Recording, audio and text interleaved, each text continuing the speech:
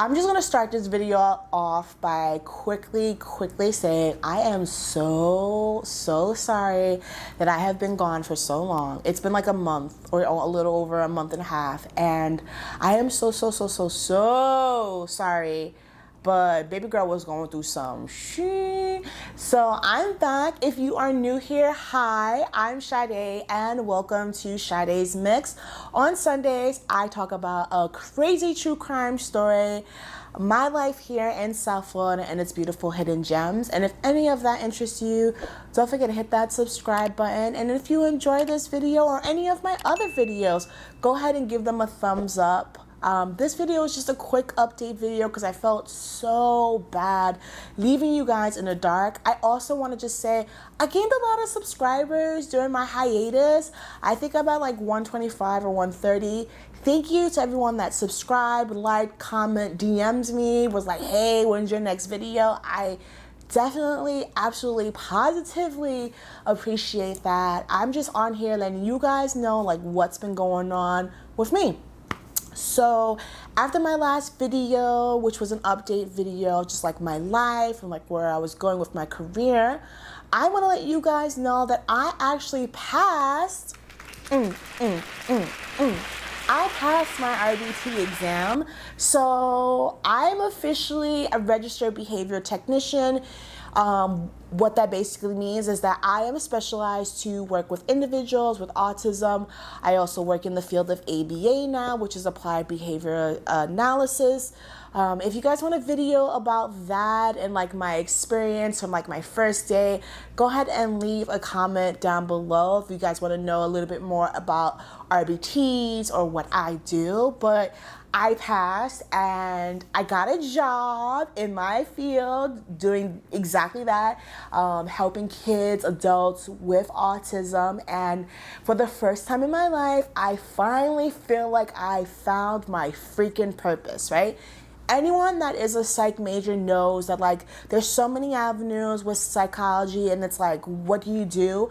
Originally, as you guys know or may not know, I am doing my master's here in South Florida at Nova Southeastern University, and my master's actually in substance abuse and education, but ABA and the development of people, or just the betterment of people, is where I'm leaning towards, and not really leaning towards substance abuse anymore.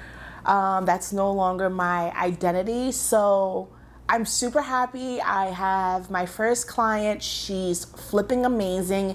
In the month that I have been working with her, there has been just like progress and change, and it just makes me feel like I finally found my calling. So I'm super happy in that aspect. But before becoming a registered behavior technician, I caught COVID. Just like everybody else did at the end of December. I caught COVID. I actually caught COVID because of Jasper, which was really crazy because he came home on a Monday, super fine, no problem, woke up Tuesday, and I would say within 30 minutes of waking up, body shut down, fever, like the whole shabam. I'm not going to go too much into his experience with COVID because that's his personal shit, but I will say that my experience and what he experienced is two different experiences, and I honestly wouldn't wish that on my worst enemy. A lot of people were like, oh, why didn't you quarantine away from him? I live in a one-bedroom apartment with him. Where am I going? And I mean, I'm gonna sleep in my bed, you know what I'm saying? So it was just easier to be exposed and to just kind of get over that hump and all that jazz. So it took us out. I would say I was pretty much out of it, emotionally for 2 weeks, physically tired, you know, flu-like symptoms through and through.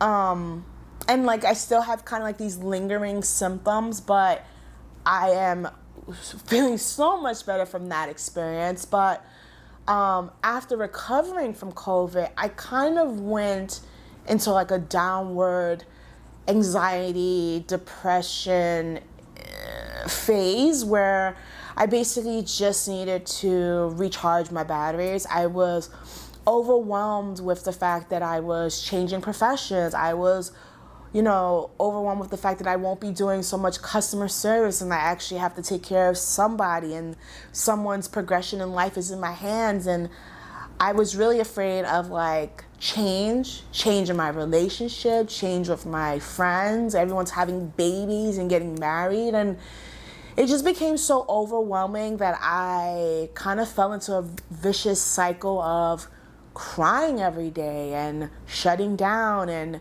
wanting to self-isolate. And I want to say to all of my true friends and my extended family, because I got a couple of messages from you guys as well who like looked out for me and like was wondering what's going on. I just want to say that yes, I did not mean to push you guys away. I just needed to recharge and recenter and replan and expect the unexpected, if that makes any sense. It was definitely a difficult time. It wasn't a good time to sit here and record videos because I just didn't have the motivation. I just couldn't find that spark that I was missing. And I really felt like it was getting over COVID, and then I don't know, like it just came all at once. And it took me about 3 weeks to get out of that depressive state and crying and wondering like, I need to be doing this and I wish I was doing that, and how come it took me so long to find this part of my life, and like, ugh. But I will say now that the person that you see here is a lot healthier than I was 3 weeks ago, and that I'm in a better place.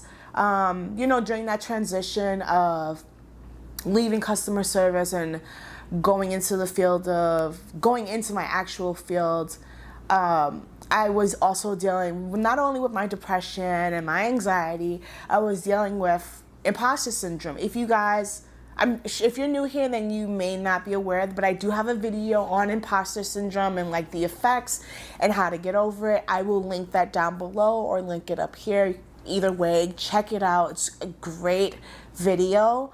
But I was dealing with imposter syndrome because I felt like a fraud. I felt like, as someone who is going to school for substance abuse, didn't know the ins and outs of ABA, shouldn't be working with children because, like, who am I, And combating my imposter syndrome was also affecting my depression. So it took me a while to kind of get over that hump, but I will honestly say that thanks to Jasper and thanks to my friend Pasia and my mom and a couple other family members, they, kind of coached me and told me that what I was doing was the right thing and that this is where I belong. And I appreciate you guys so much. And it's an endless battle to always compete with yourself and always let yourself know that you're not a fraud, that you are competent enough for the job that you have or any role that you want.